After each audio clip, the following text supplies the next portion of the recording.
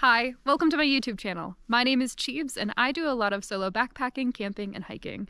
And in today's video, I solo snowshoe to this little backcountry hut that we are going to stay in for a night. Super fun video. I'm excited to share this one with you all. If you end up liking the video and you wish to stick around for more videos like this, feel free to subscribe, comment, like, do all that stuff. Enjoy! Long were the days in the spring when we were younger. Oh, the years We have officially made it to the trailhead. I am so excited for this adventure. This is something I've never done before. I've never snowshoed to a backcountry hut, and I'm really looking forward to it. Seasons come, then they go, like the dust on that old dirt road. I can't decide if I want to bring my camera or not. I do. I also don't. I do. I think I do.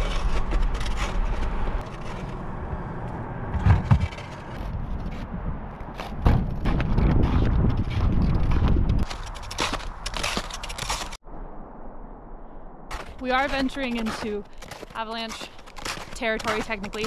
I did check the forecast and any observations that were made between yesterday and today, and it looks like conditions are pretty good, so I feel comfortable. But yeah, just wanted to let everybody know the proper precautions are being taken. Specifically to my mom and dad, who are probably watching.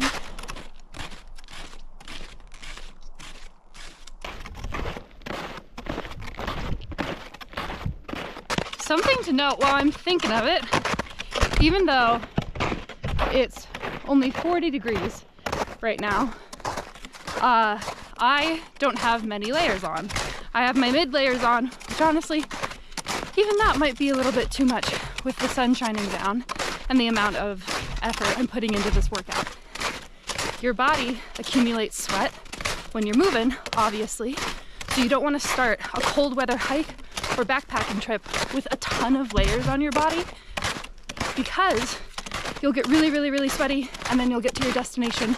It's time to set up camp. You're not moving as much. Sweat that has accumulated on your body will then start to set in, and it'll get really cold. So it's best to wear as little clothing as you can without like torturing yourself, you know?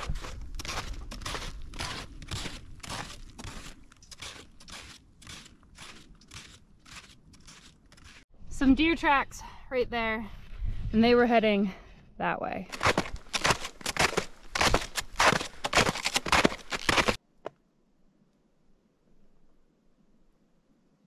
I'm still getting used to the fact that I'm in California, not Colorado, because I look at all of these twiggy shrubs surrounding me, and my immediate gut reaction is to look for a moose. And I'll tell you what, it's kind of a relief that I don't have to worry about moose out here. I love moose, nothing against moose, but when people ask me like, hey, are you afraid of bears when you're out there by yourself? I try to be aware of everything I might encounter, but the thing that makes me the most nervous are moose, because they just can't see very well, and they have a tendency to charge, and they're rather stubborn. If I'm snowshoeing and a moose would mosey on this trail, I would just have to wait patiently until he decided that it was his time to move on. So now the hardest part of the trail is coming up. This trail doesn't have too much elevation gain, about 800 feet. From here on, it's up for a little ways. We're gonna come up over a saddle between the two peaks.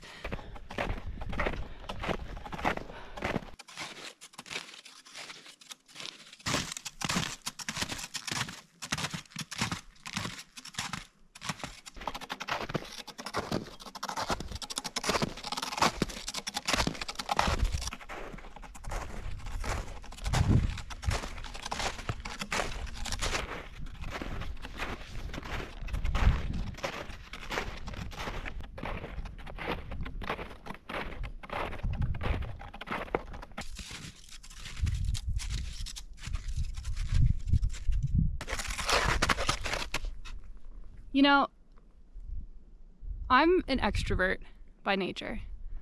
I love making new friends. I love meeting new people, but I also value solitude. And I think it's important, especially as an adult, to do things where you're creating memories with just yourself.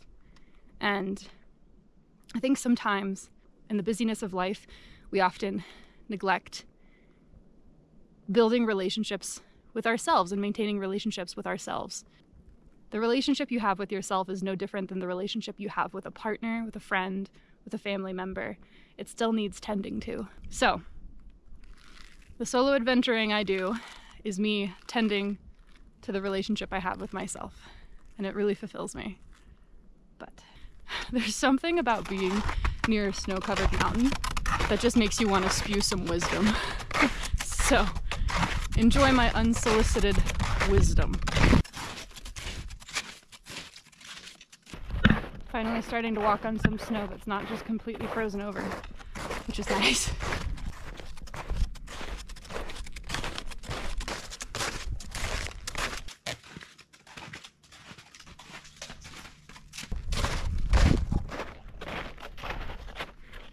So, due to all of the snow, the original trail was covered up. Thankfully, someone has been here recently, so I was able to deviate from the trail I was on to the appropriate one, but it's a little less worn. So we're now starting to get the actual snowshoeing experience.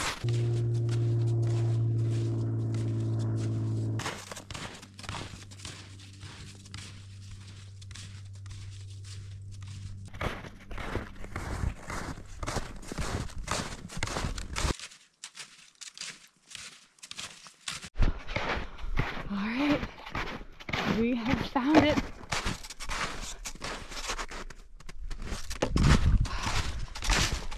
Home sweet home for the night. Well, I seem to have run into a little bit of a roadblock. Looks like the door is locked. There is a code to open the lock, but I never received it, and I just double checked my email, my confirmation code I got. So I'm using my Garmin to text my roommate this phone number that's on the door to hopefully get a code in. Figure this out. This is the beauty of adventuring. It doesn't always go smoothly. I hope I didn't mess up. Well, I hope nobody. I hope I didn't like somehow. I'm double checking all of the confirmation stuff I got, and I do not see a code anywhere. All right, well, the current plan is to just hang tight and wait for someone to get back to me.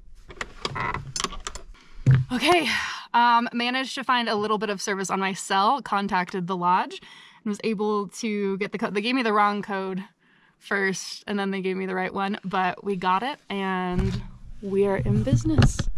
Let's go ahead and see what it's like inside. Oh, wow. Oh, wow. Okay, so this is the sleeping area. This is where we will be sleeping. All right, let's go downstairs. Oh, wow. This is so cool. Oh my gosh.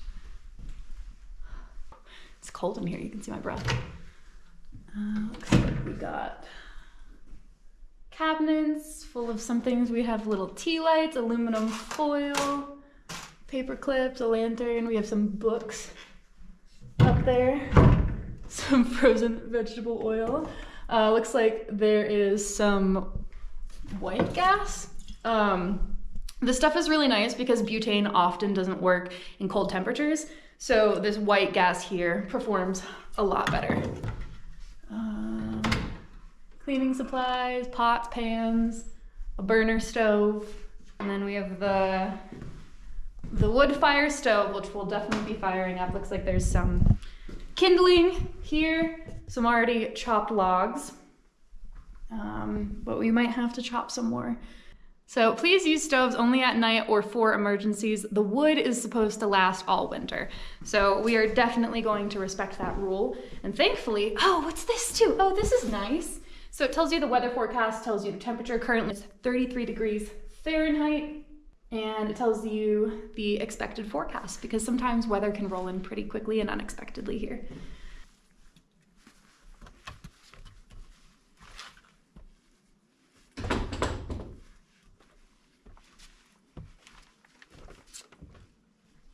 Now the snow here can get so intense in the winter that I've seen photos of this cabin completely buried in the snow, and people have had to shovel their way a tunnel into the entrance of this. Looks like there is an outhouse, two-story, two-level outhouse. What a beautiful little serene moment to myself. How cool is this? We have about 2 hours of daylight, I would say. So I'm gonna eat some food, drink some water. I think I'm also gonna go ahead and set up my little sleeping spot, get my sleeping bag out of the compression sack so it can air out and fluff up. This is so cool. This might be top 3 coolest things I've ever done by myself. This is so sick.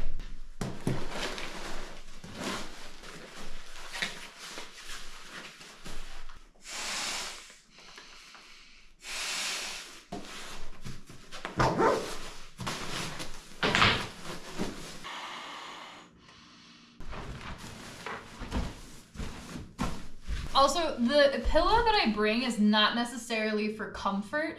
It's honestly to provide an extra layer between my head and the ground, which if I were sleeping in the snow in a tent tonight, I would probably have brought a foam pad to lay under this to increase the R value. And if you're not familiar with what that term is, an R value is essentially the warmth rating of these sleeping pads, and you thankfully can stack R values. The cold ground absorbs much more body heat than you would even think. Also, just to get a little bit ahead of the game, I'm gonna take my down booties and stuff them inside of my sleeping bag so that they're not sitting out and just getting cold. That way, when I'm ready to put my booties on and go to bed for the night, they're at least a little bit toasty warm. And I'm actually gonna do the same exact thing with my base layers that I plan on wearing to bed tonight. Also, since I came here to be outside in nature, I'm gonna have my lunch right here. So, for lunch, I have 1 chocolate chip cookie, smoked Gouda cheese, and a couple of beef sticks. Oh, and 2 Madeleines. It's not the biggest lunch, but I'm gonna have a big dinner. So, I wanna save my appetite for that.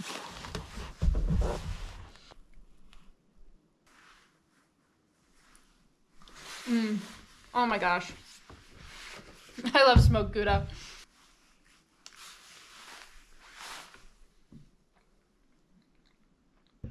So this is a pretty popular place for backcountry skiing. So most of the people passing through are hiking and climbing up to the top of these peaks and then skiing down. A lot of people are asking about my dog or asking if I have one. Yes, I do have a dog. I have a beagle mix named Blue. He is my best little friend in the whole wide world. I often call him Bob, so you'll probably hear me refer to him as that. The reason he doesn't come on these extended trips, overnight trips with me, where I'm hiking in, staying overnight, and then hiking out. Some months ago, he unfortunately suffered a spinal injury, and he is since mostly recovered, but there is a possibility that he could re-injure that same spot or make it worse. So the vet has strongly recommended that we no longer take him on backpacking trips or strenuous hikes. This backpacking without him is certainly a new normal for me. I'm gonna be honest, it's been hard to get used to. It's very different backpacking with an animal compared to just by yourself. So in a weird way, you kind of have replaced my dog. There's something about talking to a camera that provides the company that he once provided. I don't know if that makes any sense. My hands are just really cold. I brought these handy dandy little multi-use hand warmers. Bust one of these bad boys out and try to warm up my hands a little bit. It's So my hands get too cold, they just stop working, and it's a pain in my tuchus because my hands are cold. Oh, wow, they get warm so fast. How do you do that so fast? What? Sorcery. And I'm just going to stick that right in my glove.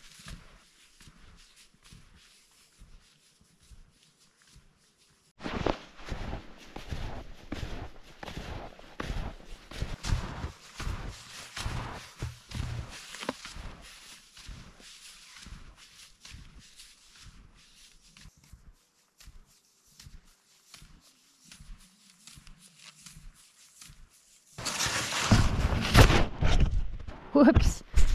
Oh, sorry about that.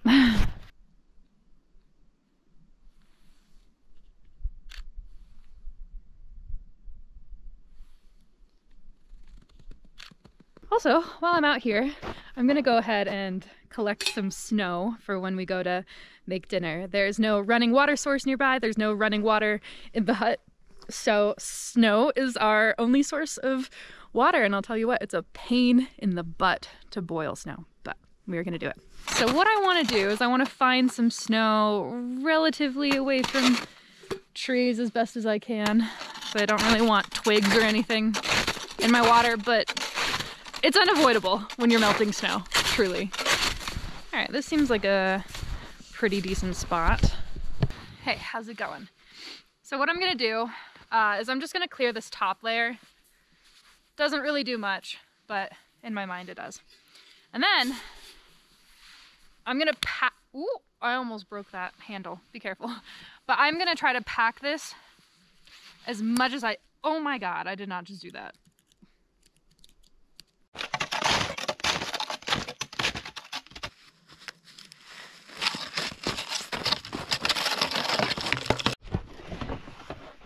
Gotta put my pot handle in there.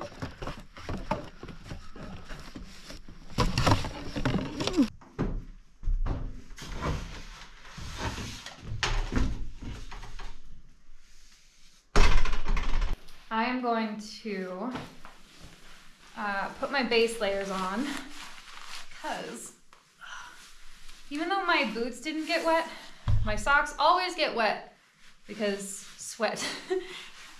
No matter the season, no matter the day, no matter how much water I stepped in, my feet are always wet. So I'm gonna go ahead and put some dry socks on and get my base layers on.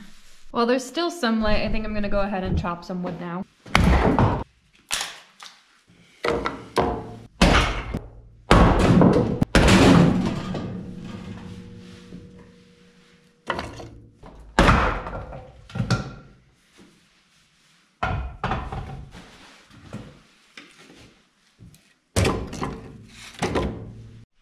Okay, I'm gonna go ahead and get started on dinner because I am hungry, but I'm also cold.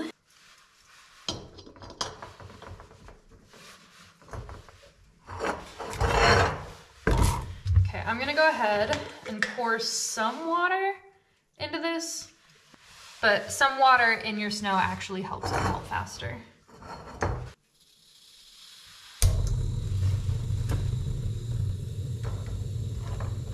If you're boiling snow, covering it with the top helps it boil faster.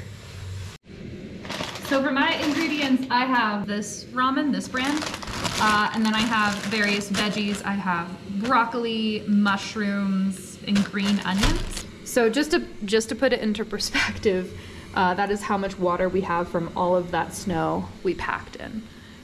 Snow is mostly air.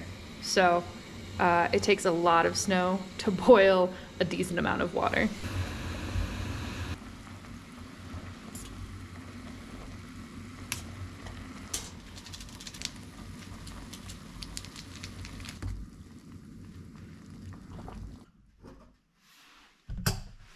All right, bon appetit, dinner is served. Also, I fixed the handle, but I didn't show you the process of doing it because it was a little precarious, and I think my mom would have yelled at me, so let's just say a knife was involved. Don't do that though, do as I say, not as I do. Don't use knives to fix things, it's a bad idea. I am going to devour this soup. Also, if you're curious, I do have earbuds in, and I'm listening to an audiobook to entertain myself in between filming and stuff like that.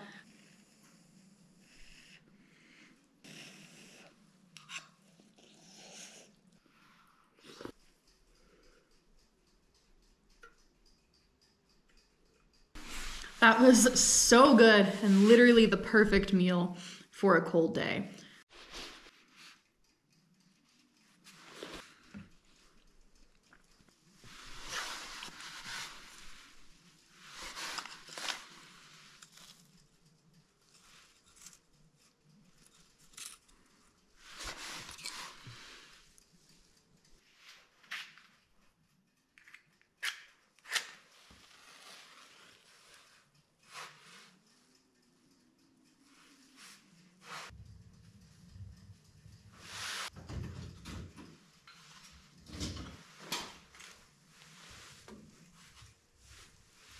And I'm gonna go ahead and close the damper, which determines how much oxygen is flowing through the chimney. And the less oxygen, the lower, the less intense the fire will be, but that's what you want. When you have bigger logs on the fire, they'll last longer, it'll be a slower burn. Versus if you have a lot of oxygen coming onto the fire, it's gonna burn really bright and really fast and it'll just eat all of the wood that you have. I'm cozy in my sleeping bag for the night. I went ahead and shoved some hand warmers into my base layers. So the thing about cold weather camping, your sleeping bag does not generate heat. So you have to remember this. So you have to get warm and then get in your sleeping bag. I sat by the fire for a little bit. You can do some jumping jacks, you can have a little dance party, whatever you want, but make sure to get warm and then get into your sleeping bag. But I'm actually gonna make some hot cocoa before bed. Consuming something before you fall asleep increases your body temperature a little bit.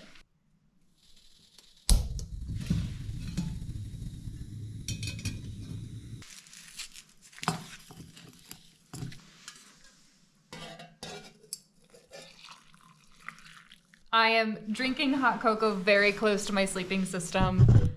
I don't know if that's the best thing to do, but I'm just gonna be extra careful. But this is something to be mindful of. Like, you have to think of these little things, because if I were to somehow just slip and spill my hot cocoa all over me, then everything is wet, and that would suck. So it's just good to think of these things and be proactive in it.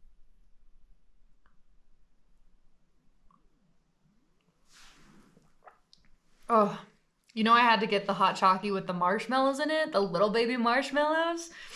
Oh man, that's hitting the spot. I'm gonna finish my hot cocoa and then I'm going to watch some episodes of Legend of Korra. I'm on the last season and I don't want it to be over, but I'm so excited to see how it ends. I've been cozy in my sleeping bag watching a few episodes of Legend of Korra.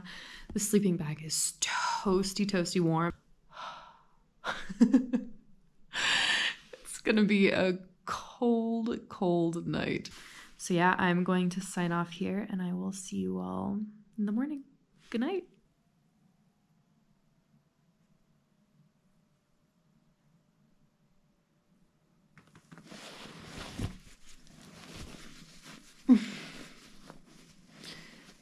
Good morning. Ooh, it's chilly. Not in my sleeping bag. It's really warm in my sleeping bag, but it's cold outside of it. So it's about 7:30 right now. The sun is coming up.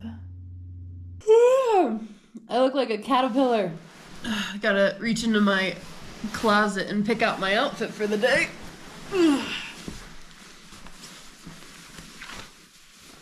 I woke up around 5 a.m. because it got really cold, and that usually happens. Like right before the sun comes up, it gets bitterly cold.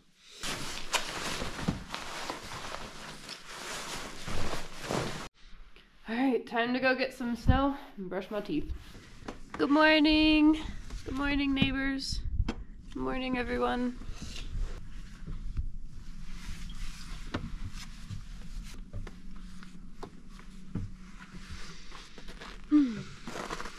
You know, I thought it was gonna be a lot colder than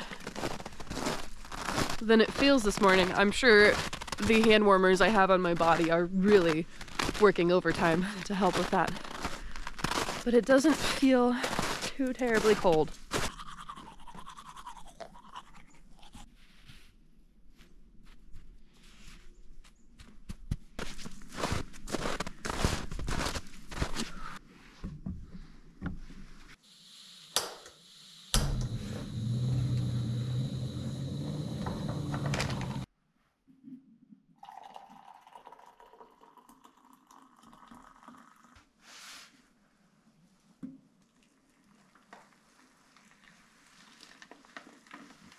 And then we're gonna let the rest of this water cool for drinking water.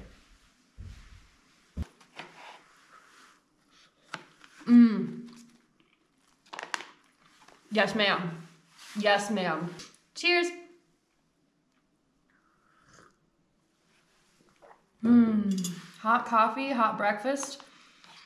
I truly cannot complain. All right, well, now that we've had breakfast and we've got some coffee in our system, let's go ahead and pack up and head back home.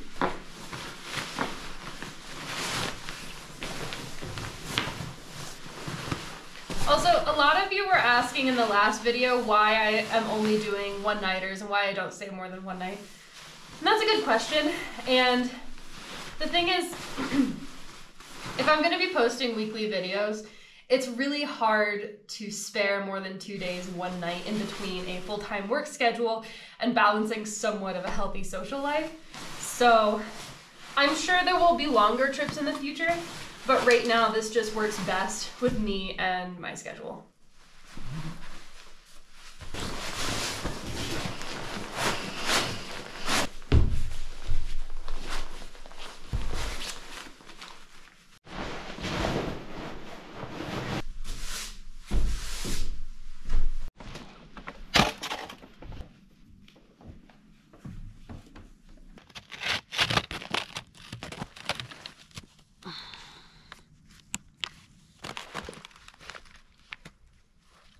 All right, let's go ahead and get back home.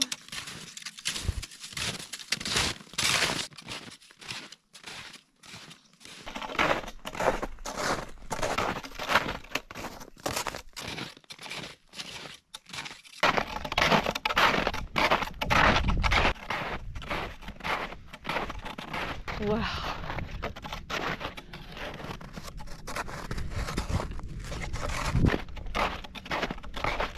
I just realized I had frozen boogers on my nose, so sorry if you had to see that.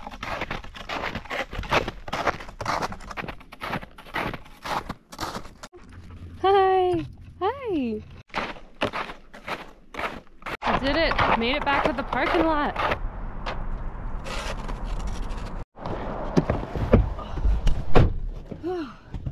There we go, another adventure in the books. Thank you so much for tagging along with me. If you like this video, feel free to comment, like, subscribe, and I will see you in the next one. Bye!